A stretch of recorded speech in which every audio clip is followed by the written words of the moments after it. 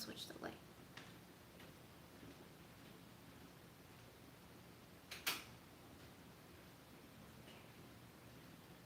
Now we are slightly brighter.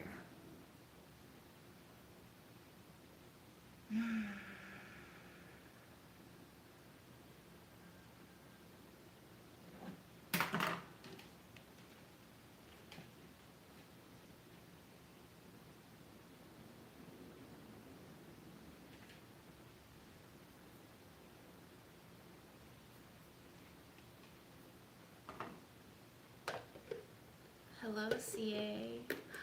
6 days of no power after the hurricane or water? Jesus. Rough.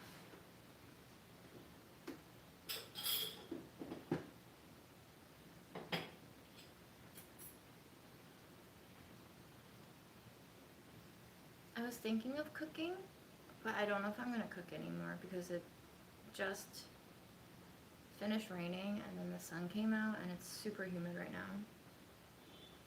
So we might just eat some stuff that we don't need to cook.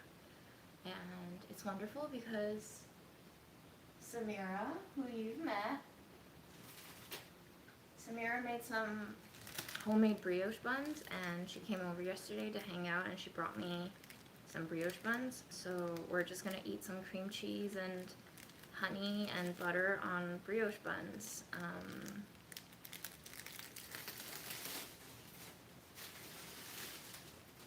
They are from the freezer. I froze them overnight because I didn't think I would eat them immediately, but now I am. So we're gonna wait for them to defrost a little bit. And in the meantime, I can brief everyone a little bit on what's happening to my body. And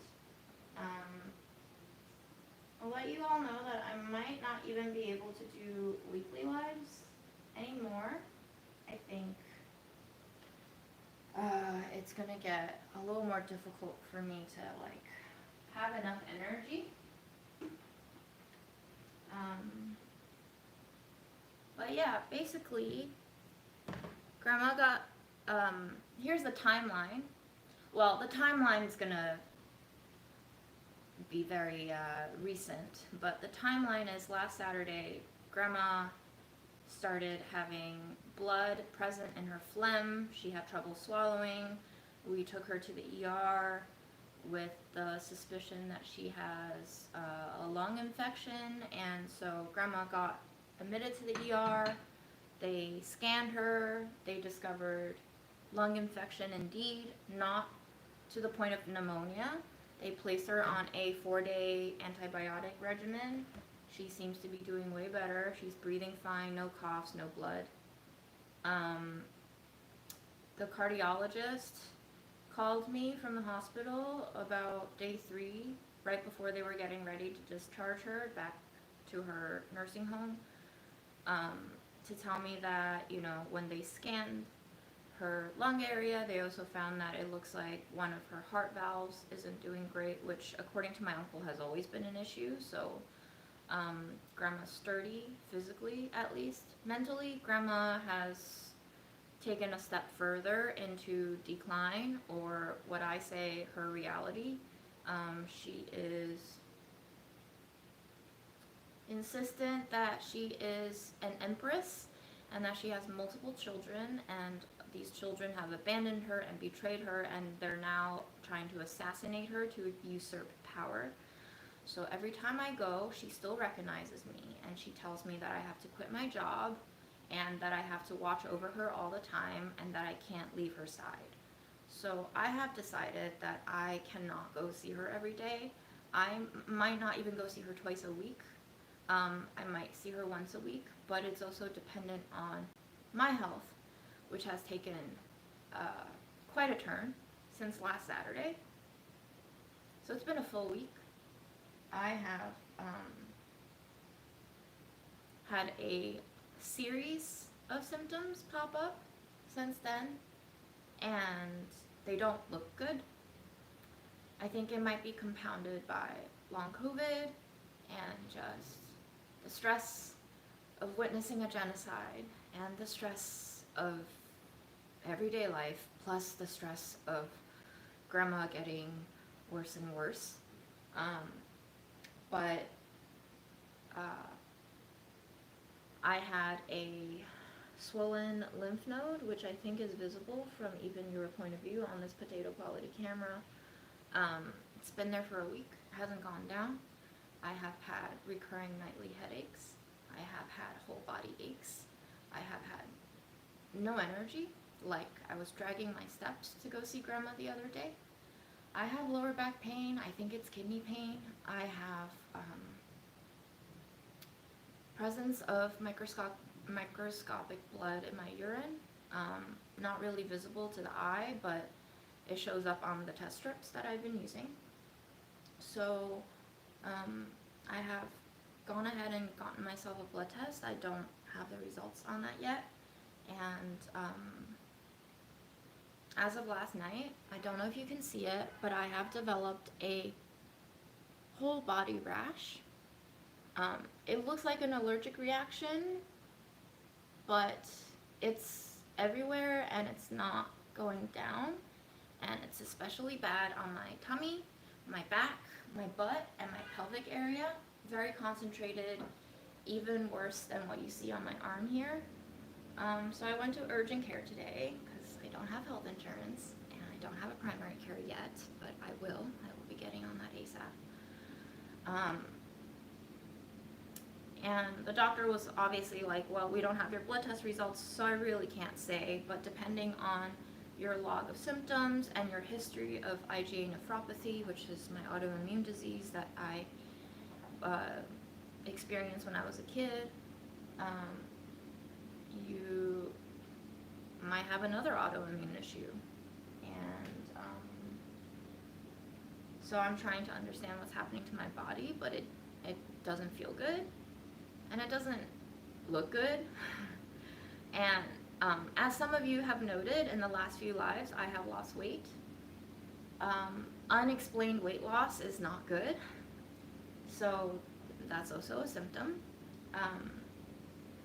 So I'm not going to jump to any conclusions, but the urgent care doctor today did say it could be vasculitis, which is another autoimmune condition in which your body attacks various vascular parts of your body.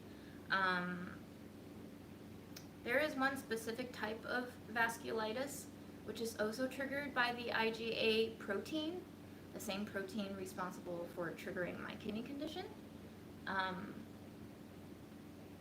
So it could just be a compounding thing. It could also be lymphoma, but I don't know if lymphoma shows up with this amount of rashiness. So everything is possible and nothing is set, but for sure I don't have enough energy anymore to do much, and I'm going to take a step back from work as well.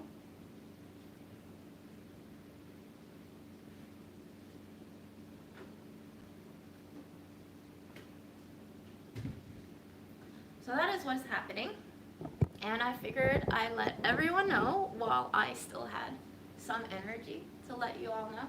This dress is not my mom's. This dress is a dress that I thrifted for $6 with my friends, and I'm very happy that I found it, but I don't think I'll be wearing it out anytime soon, so I decided to wear it today on the live. That's it. Those are my updates.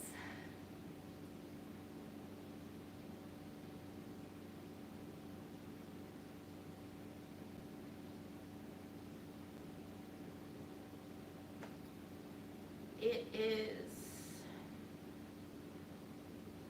not a surprise.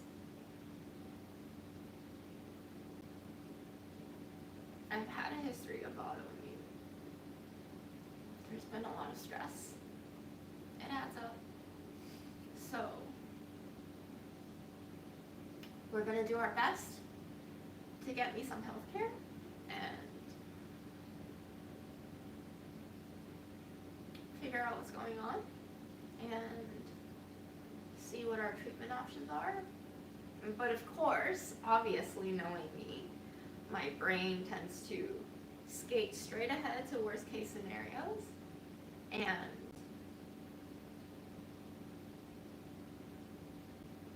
if it is a return of my kidney autoimmune condition, it's probably not great, and if I don't have luck on my side, the progression is usually dialysis and kidney transplant and death. And it's really interesting because there is this woman named Elizabeth at my grandma's facility who really enjoys seeing me and talking to me. And I really enjoy seeing her and talking to her. She called me a gypsy woman the other day. I think it was a compliment, even though I know we don't like that word, because I always wear different earrings on both sides. And she always takes this like deep delight in saying, oh, I love your earrings, I love your jewelry. And then I show it to her and she's like, oh me, oh my, you always have different ones and they're both beautiful and they show both sides of you. And Elizabeth is also 96 years old, just like my grandma. And Elizabeth goes to dialysis every other day. And I saw grandma yesterday, and after I saw grandma, I asked David, the nurse, on grandma's floor, if he could do me a favor and just take my blood pressure for me, because I don't have healthcare and I don't have a blood pressure monitor, although today I do. And he was like, sure, take a seat. And as I sat down in, the common area, Elizabeth came and talked to me, and she was just like, I'm too old for this. They stick a needle in me 3 hours a day, every other day. It's so annoying. That's the word that she used. It's so annoying. And wouldn't be ideal. Also, given that we live in the United States, I don't know how much that is going to cost me in the long term. It would be a shame if all of my dead mom money had to go towards rinsing my kidneys out, which was the path that we were trying to prevent when I was a kid. So I think I'm especially sad, not just because of me being sick and not knowing what it is and worrying about healthcare, which is already a lot, but also because of this sense of inescapability of fate.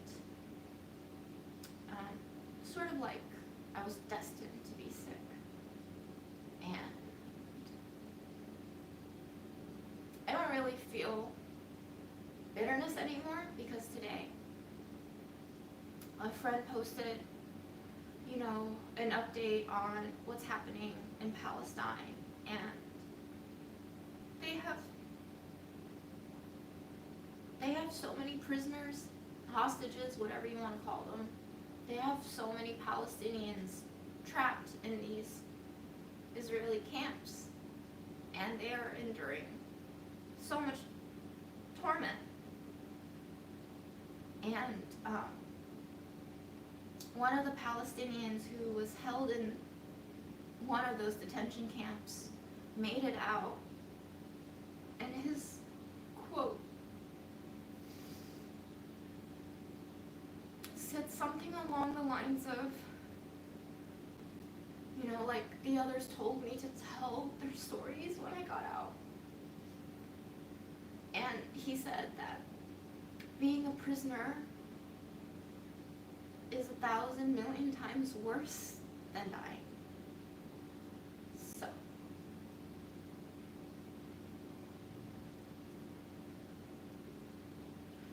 what a world it is we live in, that dying is a luxury.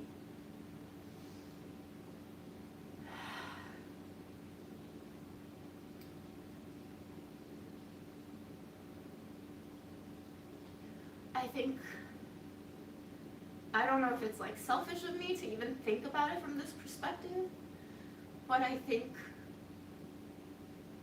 to have been able to witness a genocide in our time has evolved my understanding of life and death so much.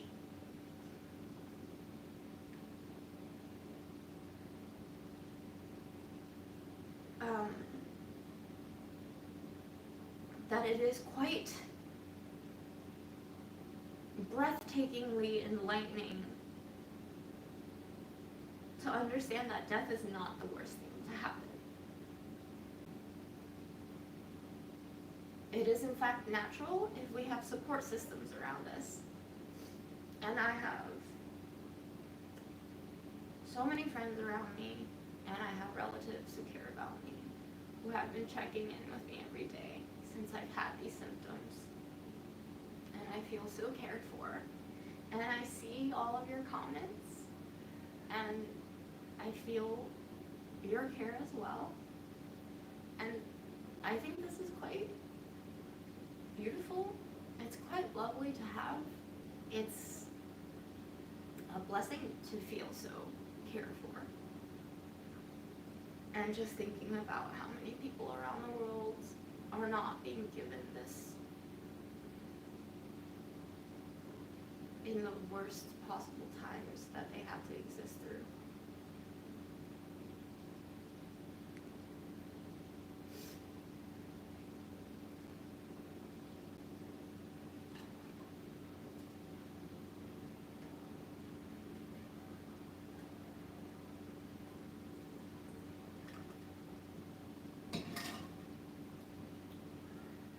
A support system is immense.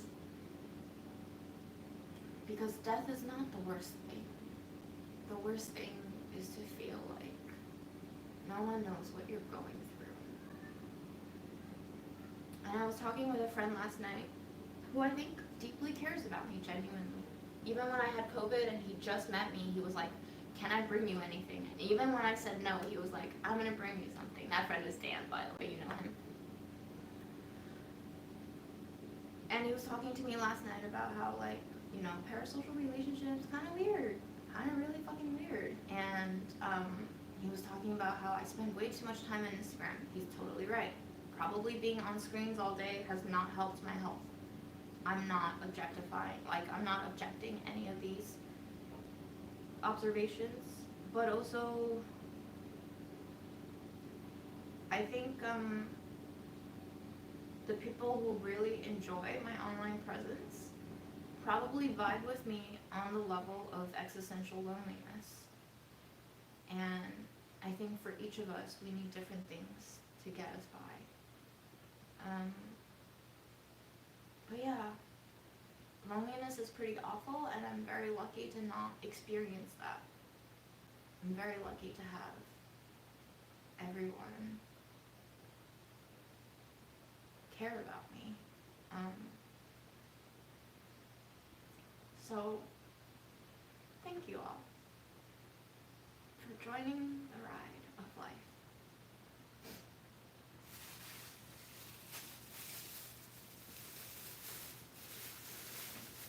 I think this was Samir's second time making brioche, and it is absolutely delightful. I don't like it when people say that they're proud of me, and so I don't know if she likes it. But I'm so proud of her. I'm so, like, impressed by her. Like, perfect proofing, golden bottom, golden top. And remember, these have been frozen and defrosted. Nice bubbly development. And then the cross section, she said she underbaked them, but it's just so lovely. So lovely and moist and slightly underbaked, which is honestly perfectly baked, in my opinion.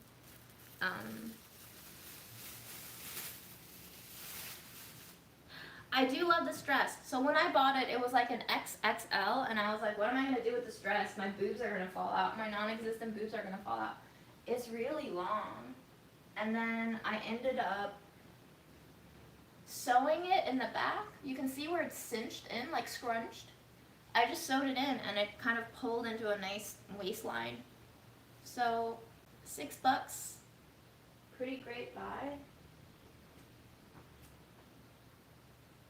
I love it.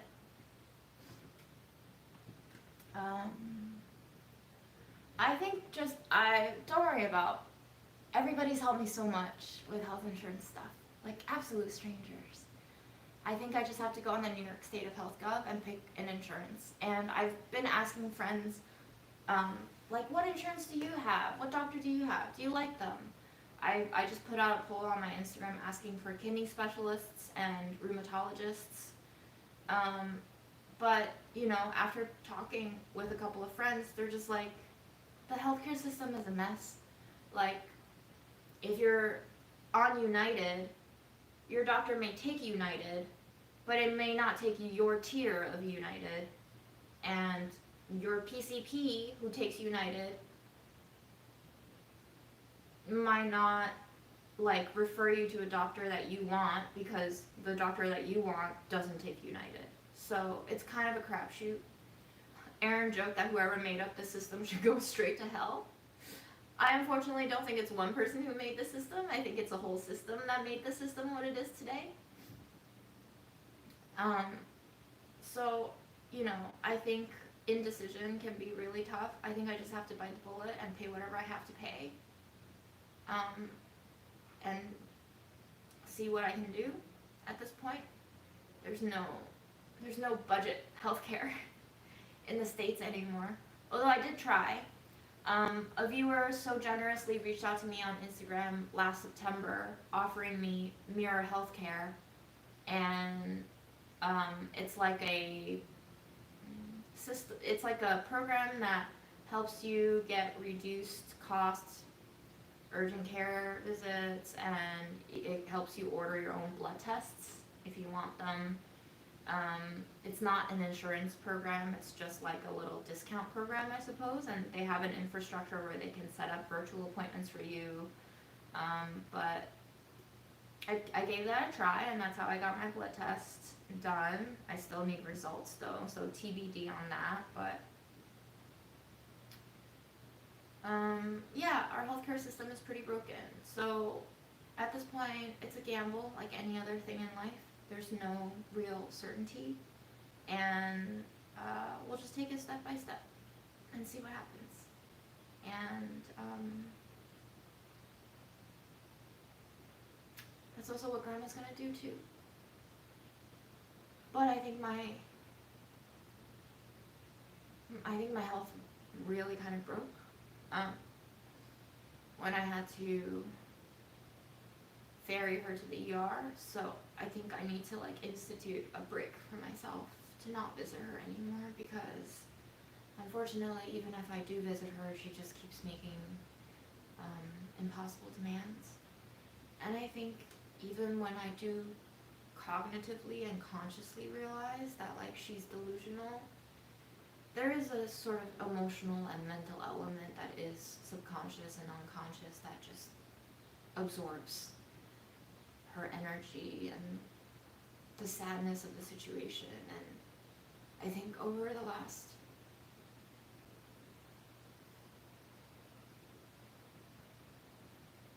I think over the last 2.5 years, it's been a lot to absorb.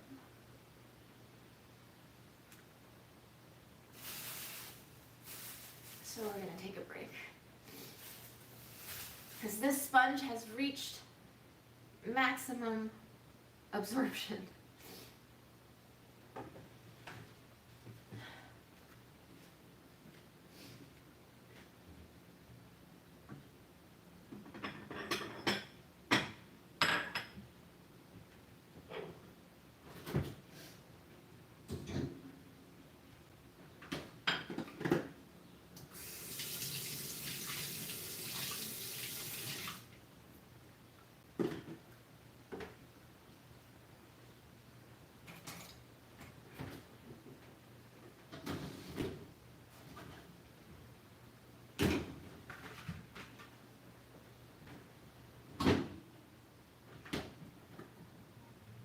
I have been on the kidney diet before. I don't look forward to it.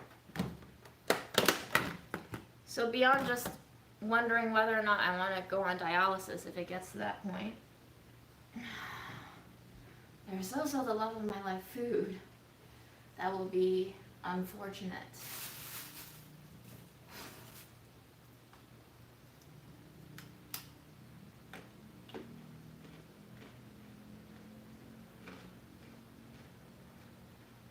Amazon has healthcare online now, right? Wonderful. If you look at the biggest healthcare providers,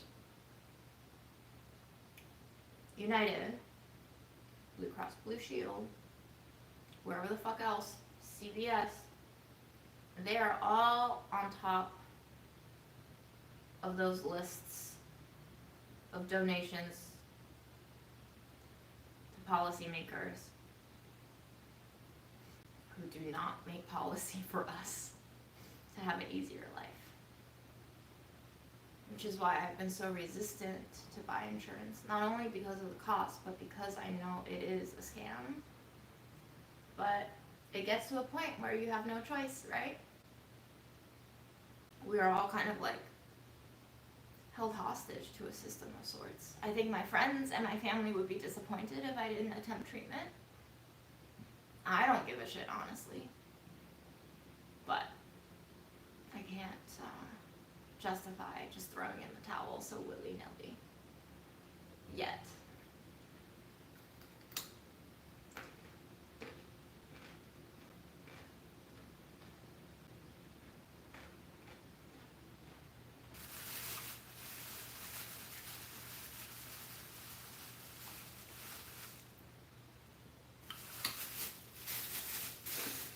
How's everyone else's weeks?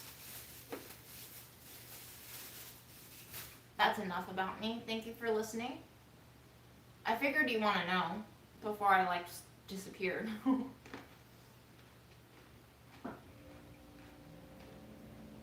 I'll read some comments while you tell me about your life.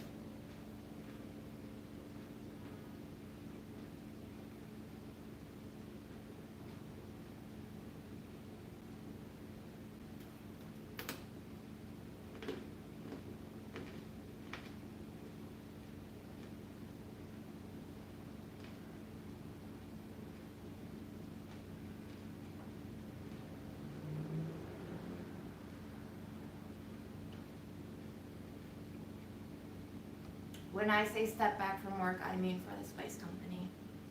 I haven't really been making videos for the last year. Really, since the genocide started in October. My last video was last September, and then the genocide happened in October, and I was like, well, I'm not making food videos anymore.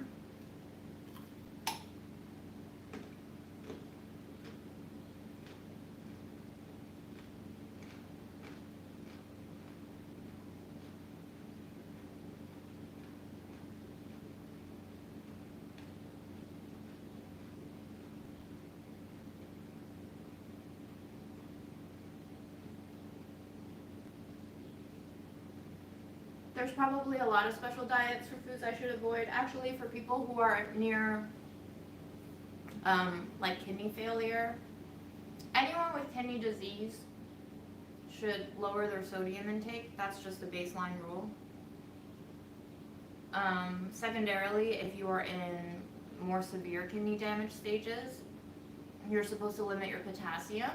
So bananas, raisins, a lot of different kinds of fruits and normal stuff. Phosphorus, which the things that have potassium might not have phosphorus, and then the things that have phosphorus might not have potassium, but there's just like a lot of crossovers too. So, you know, if a banana doesn't have phosphorus, it has potassium, so I can't eat bananas. And then other things have phosphorus but don't have potassium, but I also can't eat those. And then protein. You should limit your protein intake just to not tax the kidneys too much. So I don't really know what I'm going through right now, which is why I'm still allowing myself to like try to eat normally, but obviously not like loading up on sodium too much, although I just went out to dinner with a friend yesterday. But yeah, I don't know. I'm trying not to worry myself too much, but certainly the body is not doing well. I'll look into it if I need to, but I'm not trying to overload myself with so many changes all at once, because I think the mental impact of that will be intense. The urgent care doctor recommended that I start taking a 5-day regimen of cortisone, which is pretty usual, I guess, for autoimmune issues. I don't know if I should yet before I get the blood test results, because there are obviously side effects to taking steroids like that. So I don't know. I'm just kind of going to chill out this weekend, research and apply for health insurance, and then hopefully I'll get the blood test back on Monday or Tuesday. Hopefully. Who knows with this healthcare system. And then see what we actually have numbers for in terms of diagnosis, because we don't have hard numbers yet. We just have a lot of physical symptoms.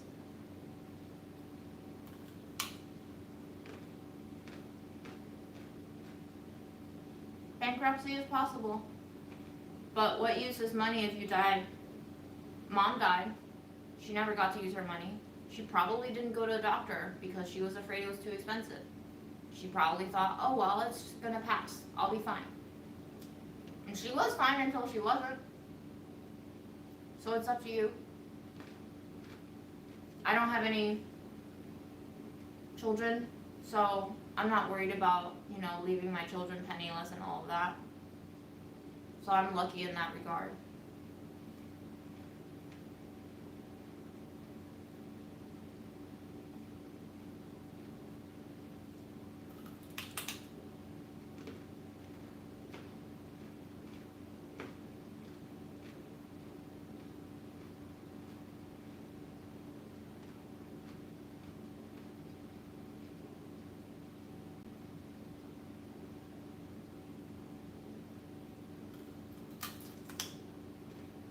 Hi, Pakistan.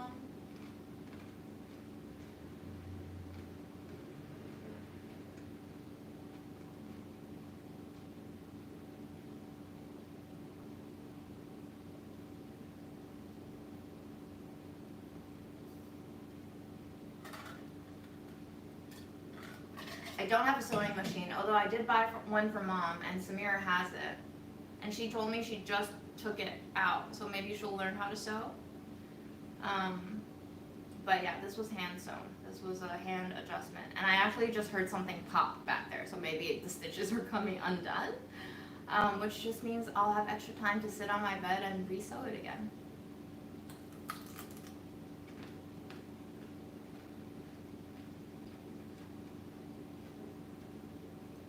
Yeah, well, changing her diaper was an exception. She wouldn't let me leave that day because she says nobody's changed her diaper since nighttime. I don't know how accurate that is because Grandma also tells me that they don't give her food, which is not true. They just don't give her food that she likes.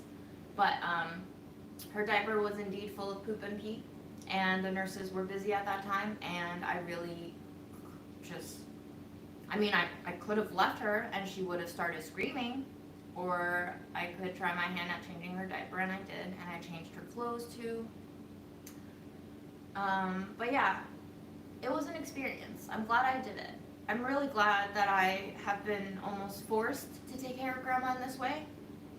I think taking care of Grandma in this way has been a privilege in that it has aged me significantly and shown me a lot of things about life that I would not have otherwise understood had I not lived through it myself. And so I was calling my dad the other day because I didn't want to do what my mom did, which was keep all the bad shit to herself and not tell anyone about it, and then just fucking drop dead suddenly.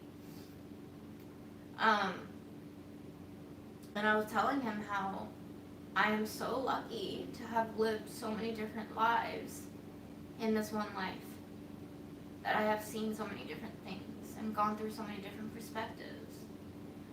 And I also wanted him to know that the last time I saw my mom, she told me that she felt like she wasn't a great mom to me, and how heartbroken I was to hear that from her, and how heartbreaking it is to think that that was what she thought about a month before she died. And I made sure to tell my dad that I don't think they did a poor job at all, that I grew up never lacking food, always having a house above my head, that I got to go to a great college, and they were the ones responsible for letting me have all of these life experiences. And I'm grown now. I even was a little bit internet famous for a bit. And I could not have done that without everything that my parents did and chose. So we all just do the best we can with what we have. Even the people who don't seem like they're doing great, it's probably just the best that they can do. So I'm not even angry at people who cause so much pain and harm to the world anymore. Maybe it is true that hurt people, and the world is just so damaged at this point. And it makes sense that for those of us who feel and connect with everything around us, that we would inevitably absorb the sickness that we have propagated. So in a way, I feel very peaceful because everything makes sense, even though it doesn't.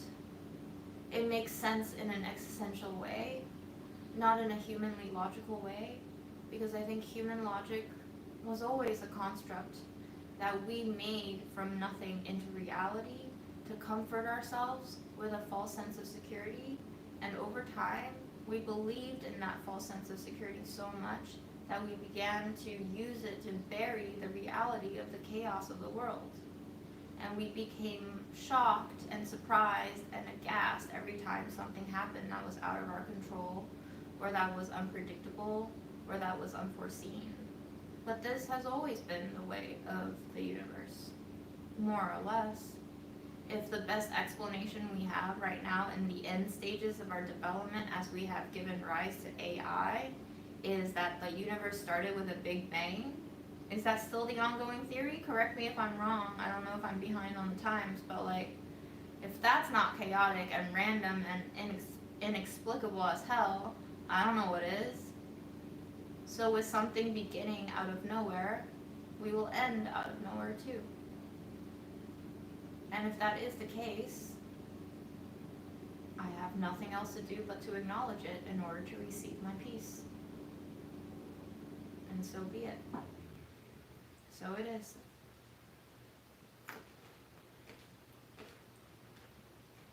Memo is in the bedroom. He's adorable, on the bed, napping, obviously.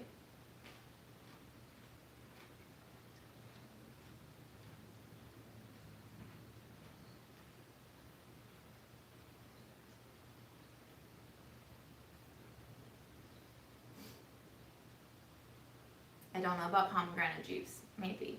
I'm not sure. But pomegranate juice is mostly made by one company, Palm, who is the same parent company as Wonderful Pistachios, who have lobbied the government for going to war with Iran so they don't have to compete on the pistachio. I don't know, guys. It's kind of all fucked. You know, like, I guess I can stop thinking about it like so many people have urged me to do and have chosen for themselves, but like, that's just not me. I think about it.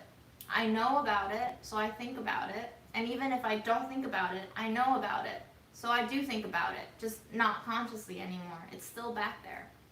I can engage in repression and self-deception and mass delusion like a lot of people do, but it also takes a toll, just invisibly. I've been thinking more and more about the fact that like people have told me my entire life that I need to be more optimistic, as if it were a choice. Have we ever thought about the fact that if we have considered sexual orientation to not be a choice, that maybe our life perspective is also not a choice as much as we think it is? Maybe some of us are just born in a certain way that allows us to see certain things in a different way, and maybe it doesn't actually help, even though you think it is helping them, to tell them to by the way, I know my way of communicating like hurts other people because they think I'm criticizing them. I'm not. I'm just saying, can we think about it a different way so that you can let me acknowledge the fact that maybe it's not like I'm failing you or myself or the community by choosing to do a certain thing. It's just the way I operate. And it's not really something I decided on, which more or less is what my first shroom trip taught me. Sometimes we just do things.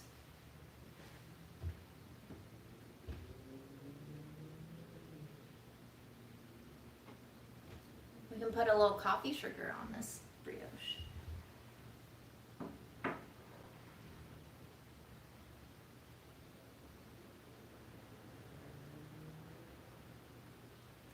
Yeah, Vic says, I feel alienated from a lot of other people my age, 28, after physically caring for my Nana. She died of kidney and liver failure. It's rough. People who have never, especially at your young age, you're even younger than I am. People who have never experienced that level of caretaking, they just don't understand what you're going through. And it's not their fault either, and it's not fair. But they truly just don't see the world the way that you do. And yeah, you must have given up a lot in terms of obtaining your own happiness to take care of her. And it just feels like you missed out on like a golden period of your time. After my mom died, I got in touch with a writer. Her name is Jiayang Fan. She writes for The New Yorker and probably other publications too. And her mom passed away a few months after mine did. And she had to take care of her mom for a decade or more. Her mom had ALS, and she also spent all of her 20s and most of her early mid-30s taking care of her mom. And then her mom passed away and she was just like adrift, you know? That was the bulk of her life, was caretaking. And then all of a sudden it's just like, your mom's gone, you're dealing with all this guilt and shame and like grief and also anger that like you don't even know what to do with your life now because you spent all of your life taking care of someone who's not here anymore, and you're just like, where did that go? Where did all of me that I put into that role go? Where does it go now? What do I do with it?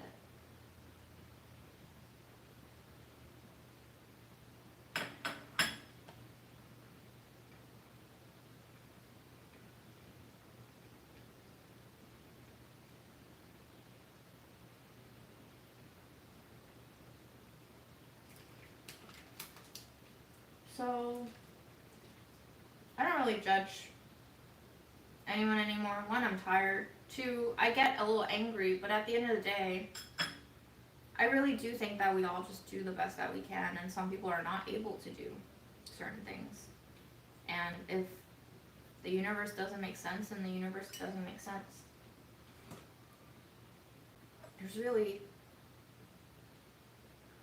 nothing productive that comes out of blaming each other for shit anymore, right?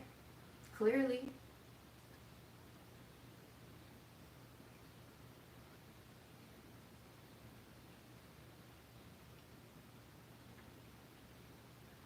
I said on my last live that I would rather vote for Trump than Biden, and some of you got really angry and upset and disappointed in me. I get it. But like, why aren't you more angry at the fact that we're stuck with two old farts? One of the comments still used the phrase, the lesser of two evils. My bro!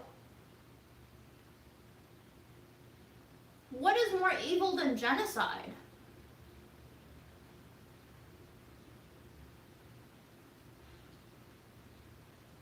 The way we can justify valuing American lives over the lives of people elsewhere?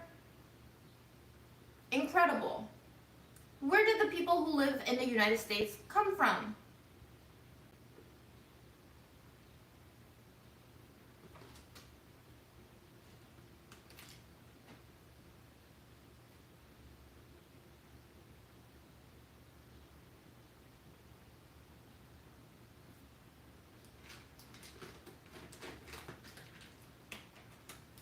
Has Biden made immigration any better? I would like to know stats. I'm open to being called out on. Just give me stats. Don't give me feelings and vibes. Give me stats. Give me numbers, please. Because if we have seen anything in the last 10 months, it's that their PR department and marketing department called media is incredible. They will lie through their teeth and they won't say sorry when they're called out for it.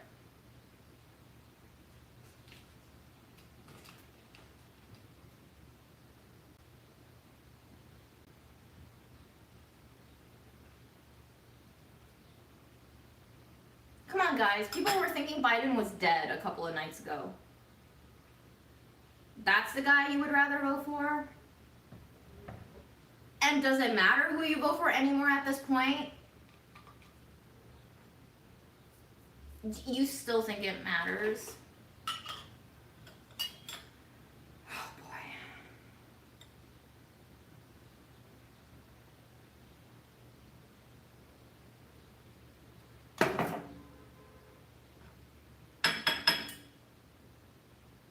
Anyway, the brioche is delicious.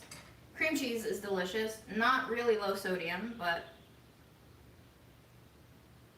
And then I'm putting coffee sugar on top now.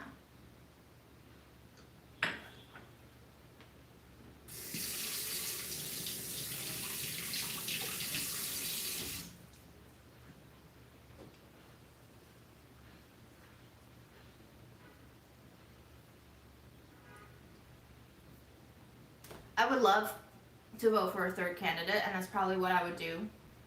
But if someone held a gun to my head today and asked me to vote for either Trump or Biden,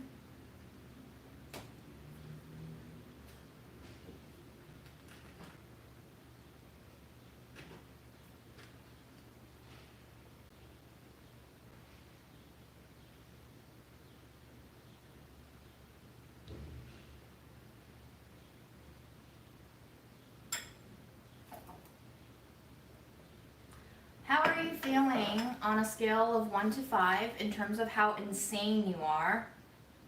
1 being as normal as you can be, and 5 being absolute insane. I feel like I'm a solid 3. And some days I'm a solid 3.2, and some days I can even tick up to a 3.7.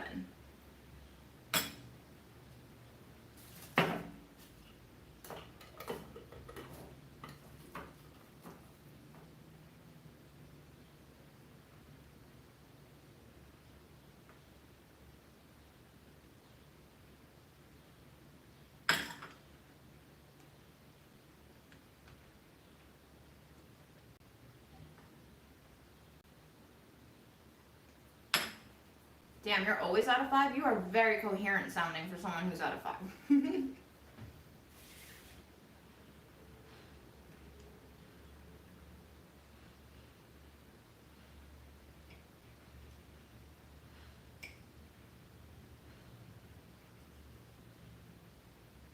I don't know what I was thinking, but today I was like, what if I made some carrot cornbread? And then I just realized right now that I would be turning on the oven. Yeah, we're not doing that. But I do have carrots. It would be nice to have cake. I wonder if I can make some microwave cake.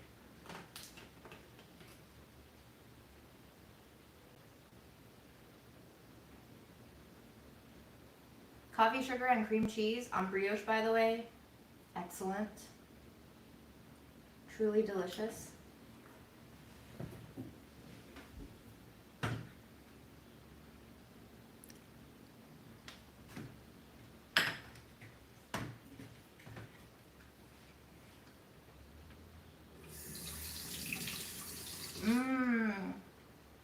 Fried noodles with hot chili oil from Delish. Throwback.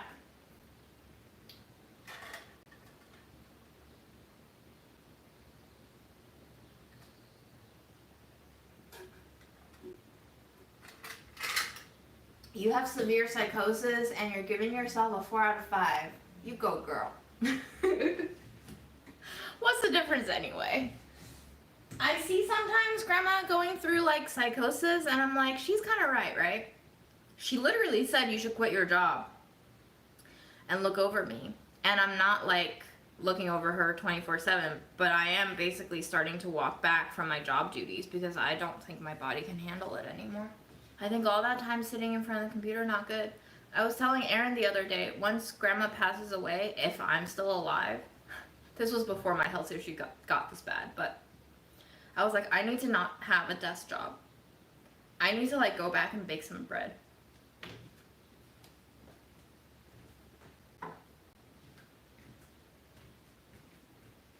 Desk jobs ain't it. They're killing me. Surely. They feel awful. I hate myself after I've been sitting in front of the computer for 4 hours in a row.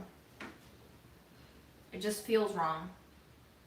And you know what? Because we've been trained our whole lives to ignore our bodies, we make ourselves do it because we have this whole ideology of, well, just suck it up, you have to do it. And then your body gets sick and you're like, huh, wonder how that happened. I must be unlucky.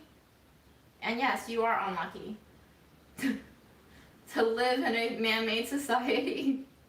Lucky and unlucky all the time. If I'm honest, we are lucky and unlucky all the time because I think everything comes with a cost. You just don't see it in the same timeline sometimes, but the universe evens out. We will advance as far as we will self-destruct. And then the cycle starts over again. Did any of you see Darren Aronofsky's Mother?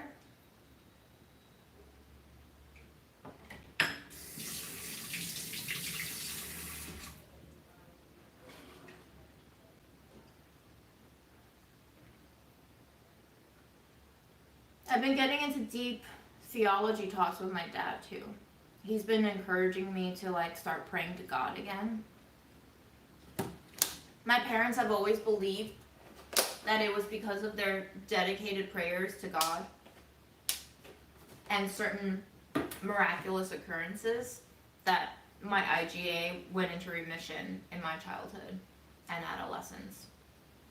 And when I called my dad, he was like, I strongly encourage you to like take this as a sign that you might want to reconnect with God. I was like, okay. And I was like, what if I have a relationship with God, but it's just not the same relationship that you have with God? What if I pray to him, but in different ways? What if I feel him within my being in a way that he's not distinct from me anymore?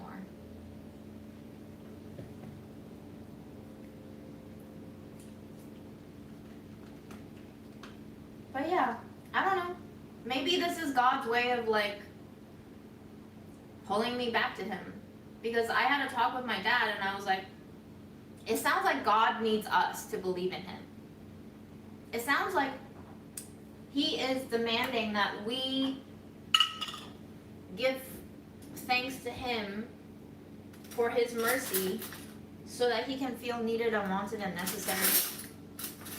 If that's the case, then God is the loneliest person I've ever known, with the lowest self-esteem and the highest reactivity, especially if we're talking about the Old Testament God who decided to flood the entire earth because his humanly creations were such a failure and so sinful and just denigrating that he was like, well, I'm just gonna wipe you all off. Was he angry at the people he created, or was he angry at himself? Like, come on, bro. You don't gotta beat yourself up like that.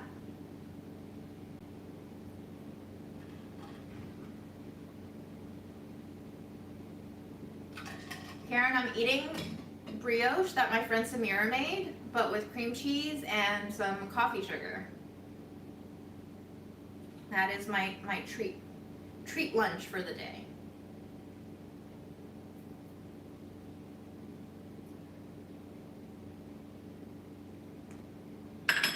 I also think we are all God. Thank you, Vic. I think my dad believes that when he strays from God, God will punish him just enough to bring him back. And I'm like, Dad, that sounds like a hostage situation. Like, are you sure you want to be in this dynamic? It sounds abusive. But I don't know. We all make our choices, right? And in a way, because I am still his child, what he says still matters. So he did engender a little bit of fear in me of like, well, if I'm not, praying to God, then maybe I really will suffer a really bad death. And then I'm just like, do I want to be in this dynamic? I don't know, I'm going back and forth. Maybe I don't have to look at everything so seriously anymore. Maybe I should just take it with I can't have salt anymore. So maybe I should just take it with a mouthful of sugar. And, I shouldn't have that either because I have really bad dental genes. You just can't win, is what I'm saying. So, maybe I'll go to hell. Maybe I'll die a very painful death. Maybe it'll be because I didn't say my prayers to God and believe in him enough. And if that's the case, it really sucks that we have to be created by a God like that, I guess. But then who gave us this worldview and who gave us these values?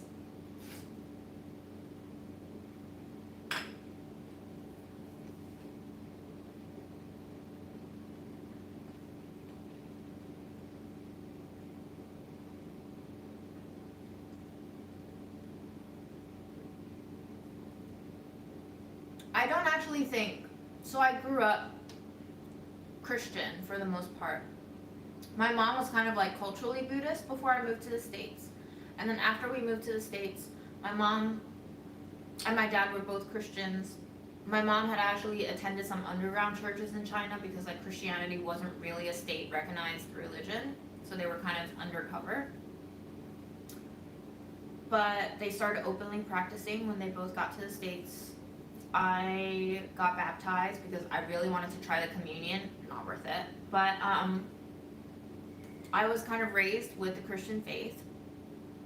And I think even though I stopped going to church when homework got too intense and church was honestly boring, and even though I went to a college with people from different backgrounds and different faiths and different beliefs and philosophies and viewpoints and read certain things that pointed out the contradictions and nonsensicalness of the Bible, even though my particular indoctrination was deconstructed as I grew older, I think a part of me has always held on to the model of Jesus Christ. If not the whole faith, there are parts of the Bible that I love. And it's kind of like how I like music and musicians. I don't like their whole discography for the most part. I just like certain songs on certain albums. Ecclesiastes in the Bible is always a soothing read for me. It is existentially comforting. And Jesus Christ as a figure is hot, man. Jesus Christ is hot. He was like the OG hipster. He was just bumming around town, being homeless as shit, saying outrageous things, and facing off with the devil, and hanging out with prostitutes, and, lower income class peeps.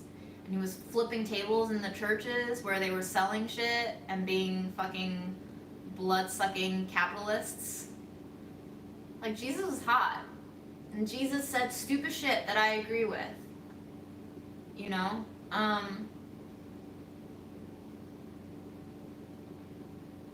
So in a way I am Christian. I just don't follow the church. The church, like certain parts of the Bible, because it's had to go through modification for human understanding, they're both products of humans. Whether or not we understand God, I can't say. All I can say is the God that I have come to understand through the Bible and through the church and its practices and manifestations, I don't love, but I do really admire Jesus Christ. So if I can have a relationship with values, philosophies, or even a concept of a God that isn't so temperamental that he just decides to kill everyone because he doesn't like how sinful they got, even though he created them and all the conditions that they thrived in. Does that make me Christian or not Christian? I don't know. Does that make me sacrilegious? I don't know. Those are all human evaluations. So, who's to qualify this shit?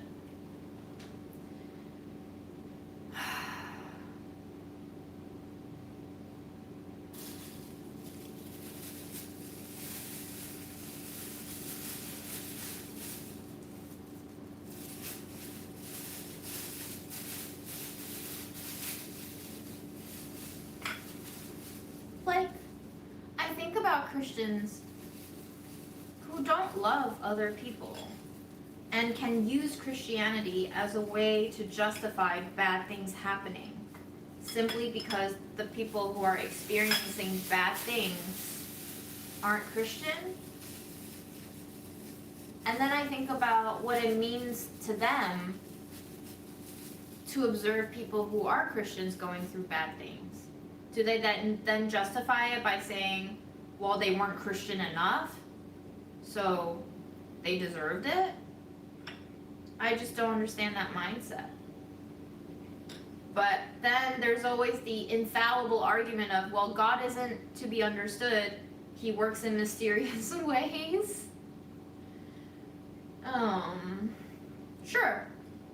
And if we allow for that, then maybe my faith is working in a more mysterious way, and then your way, right?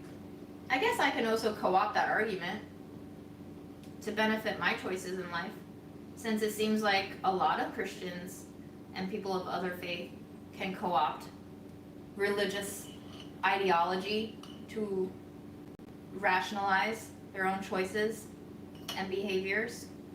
If religion is indeed a tool for us to stay alive and protect ourselves from the harms of simply being alive, then okay. Equal opportunity. Interpretation. I was an English major. I can interpret the fuck out of shit.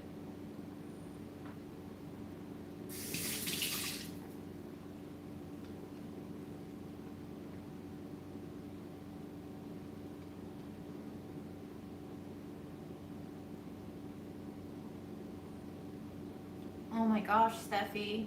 I'm so sad to hear that. 2 months is a lot. 2 months is so fast.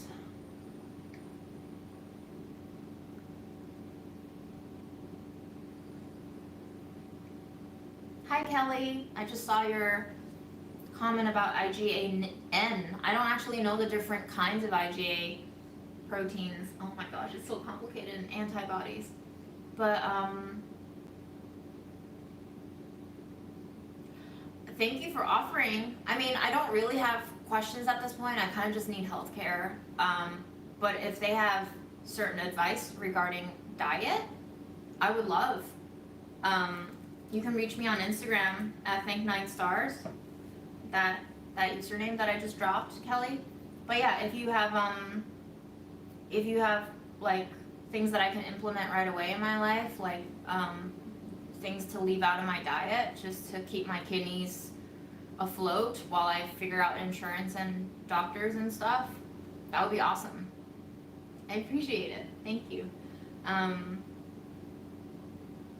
But going back, I'm gonna read Steffi.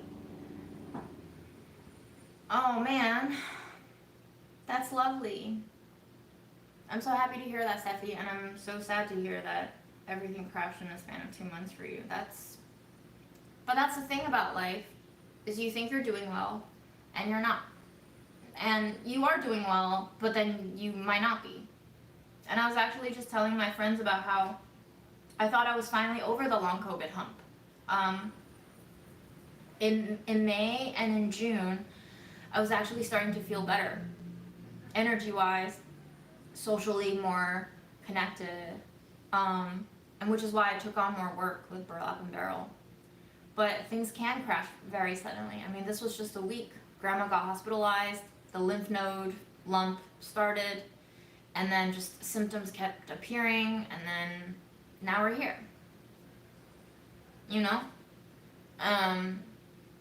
It's fine though. Life just happens. It's not anything you did or didn't do, it's just a matter of chance.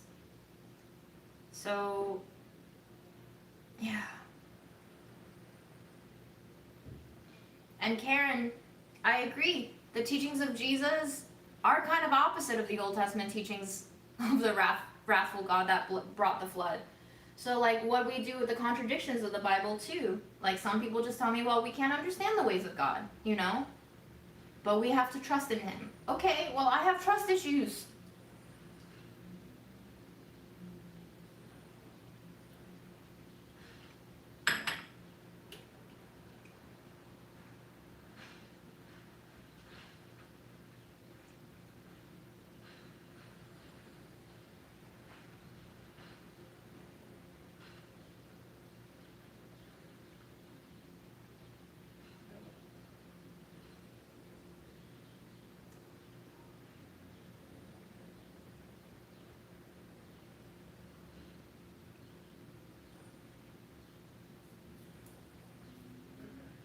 Thank you for the appreciation, Ashima.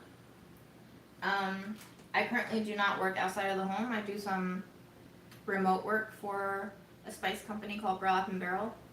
And aside from these periodic lives, I have stopped making videos ever since the genocide started, because who has the appetite to make silly content? I just didn't have the energy, and I didn't think it was appropriate. And I don't think it's appropriate. I think we all should have stopped a little bit more, maybe, but it's a group project.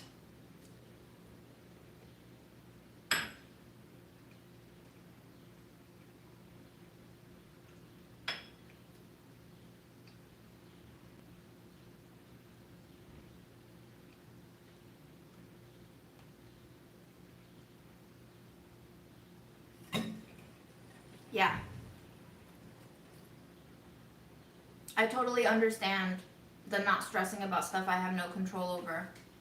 Sometimes it is unconscious, and sometimes despite your best efforts to internalize that, you still stress over it. Case in point, grandma, right? I know that grandma is not in her right mind, and I know that she's going to go through more and more health troubles. It is just really hard to watch someone who raised you beg you for certain things that you know are not things you can provide, and that you know it's just difficult. Like when she was in the ER and she was like, please take me home with you, like, what do you do? And then she'll get desperate enough to threaten suicide on me if I didn't do what she asked. That shit goes into you.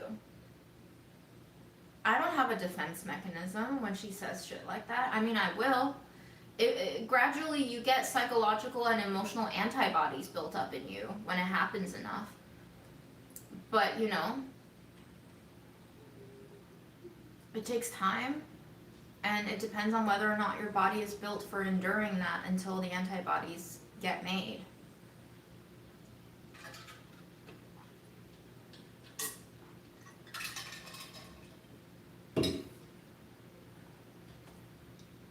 It's not easy, but I'm trying to understand that everything is communicating something to me. I was gonna say teaching, and yes, it is a form of teaching, but that also makes me think like I'm learning something and I can graduate when I have learned enough. But I don't think there is graduation. I think there is just a sort of like leveling out in terms of combining yourself with the recognition of what the world is and where you're at, and becoming more at peace with it. Which is opposite the advice that a lot of people have given me, or at least the way I've internalized that advice, because language is faulty and limited in its abilities to actually communicate certain kernels of truth. But a lot of people tell me that I should be more optimistic and I should be that and that, and that is instruction for me to struggle against myself. because obviously what I'm doing is the most natural path for myself to take. And for me to do it any other way would mean that I would have to battle against myself first to change direction, which is necessary sometimes, but it also takes more effort. Pros and cons to everything.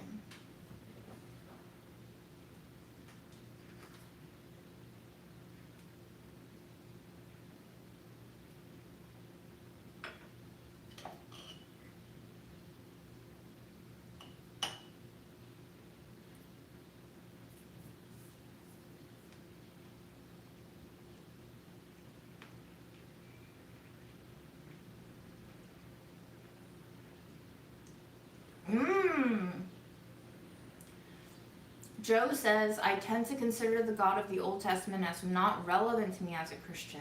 It's a different covenant. Huh. Yeah, I guess so. They do make standalone Bibles of just the New Testament.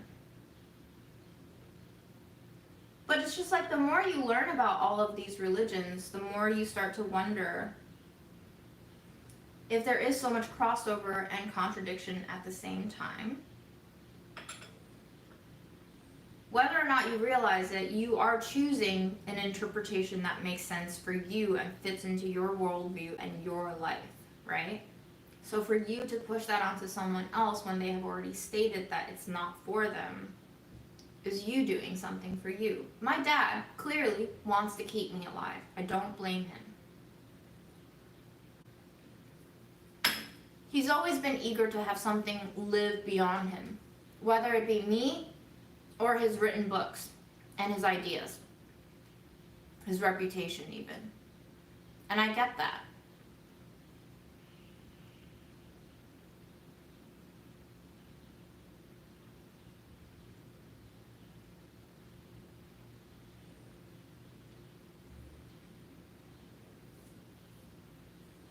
When I was a teenager, I was pretty suicidal for a little phase of my maybe high school years.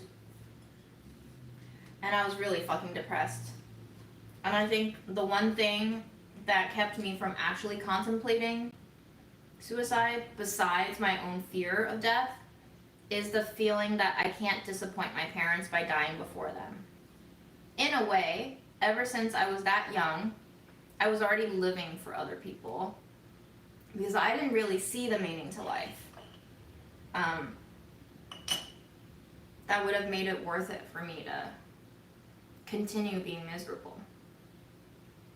I've changed my perspective since then, as things do. Things always change. But it does make me wonder, to what extent are we staying alive for other people? And I'm not judging it, but I'm just wondering about it.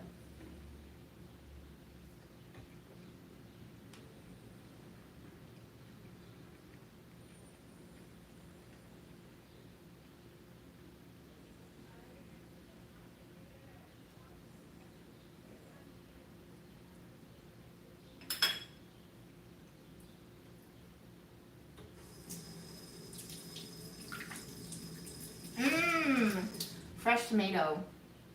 Tomatoes are high in potassium, I think. I might not be able to have them anymore. Just little bits, maybe, depending on how my kidneys turn out. And depending on how long I want to stay alive. Who knows? Like, we hear all these stories about grannies in their 90s who have smoked their entire lives. Rules are rules. But are they truth? Yes, if only we are allowed to draw exceptions. But is a truth with exceptions still truth?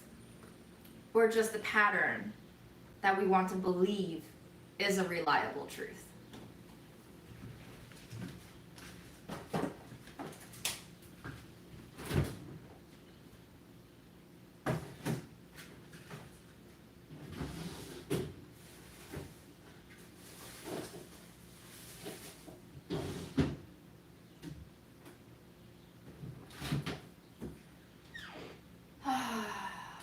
What a life, y'all.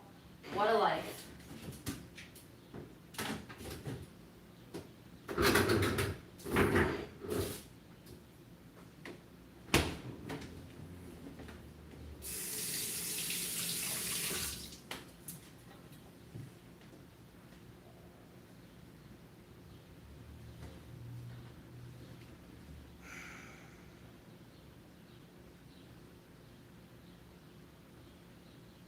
Would one of your friends marry you to get you health insurance? I think I'm just gonna need to suck it up and buy health insurance, honestly. It's a lot to ask someone to marry me. I mean, Aaron would have. Aaron did. That's why we became domestic partners, so we could benefit from each other's health insurance. Oh, yeah. Fun stuff, guys. Watching your body change on its own is gross and scary and fascinating all at the same time. It is the moment when you realize your body is not yours. And the only way to deal with that is to acknowledge it.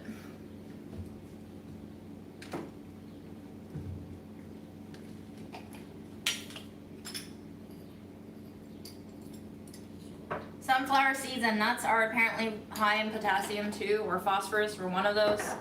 I'm still gonna eat them because at this point I don't know what I'm allowed to eat anymore. And I can't just take all of my joys away. I think that would cause a lot of psychological damage. I even had my friend Dan buy me a bag of chips yesterday. Definitely not low sodium, but I figured I could just have a couple of chips.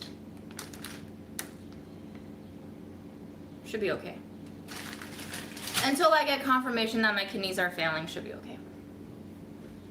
And if it's not okay, then YOLO.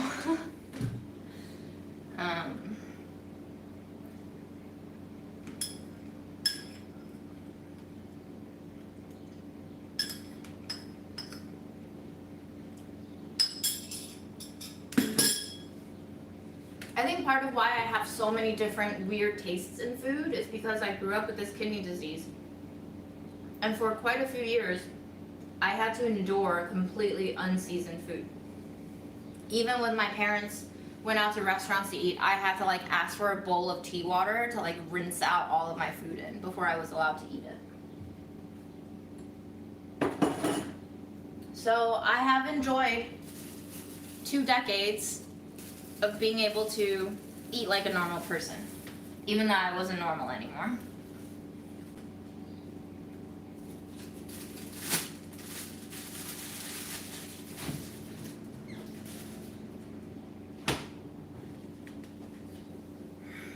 Unsalted potato chips have entered the room.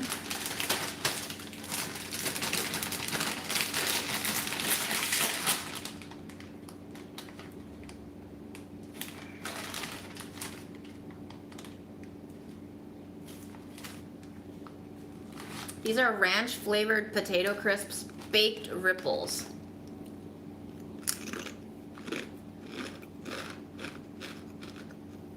Thankfully, they are not that delicious. But it is still necessary for me to have crunchy snacks, I think.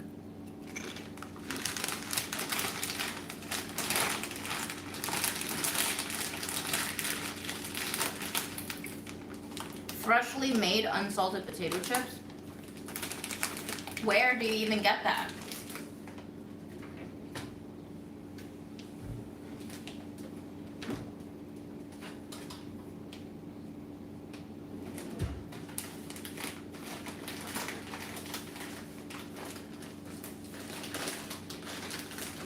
Oh yeah, smoked paprika, purple shallot, tomato powder, all great spices. Doesn't the tomato powder have some naturally occurring sodium though? Like, does that count?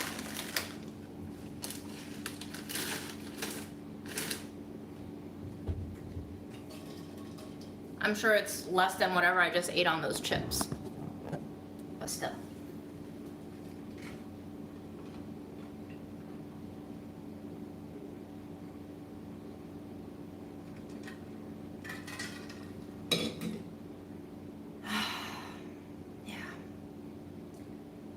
Alright, y'all. I'm gonna log off. I'm gonna go read some books. I'm gonna go lie on my bed. Thanks for listening to me rant. And thanks for watching me cry. And thanks for watching me eat bread and cheese and sugar for the past hour. This is a reminder to you that if you are at all able to, you need to rest your body, or your body will demand that you rest in other ways that will probably be even less ideal. than you taking that rest voluntarily right now. Okay, this is a lesson that my mom taught me by dying. I hope that I don't have to teach you by dying, but I guess we'll see. We can only do so much, huh? Love you. Bye.